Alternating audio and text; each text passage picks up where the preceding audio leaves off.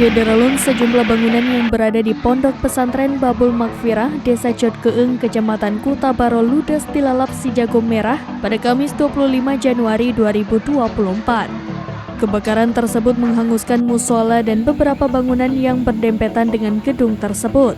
Berdasarkan informasi yang diterima Serambi di lokasi kejadian, satu orang santri mengalami sesak nafas akibat terlalu banyak menghirup asap akibat kebakaran tersebut. Bahkan satu orang ustazah di pondok pesantren itu mengalami luka bakar akibat terkena api. Saat ini kedua korban sudah dilarikan ke fasilitas kesehatan terdekat guna mendapatkan pertolongan pertama dari petugas medis.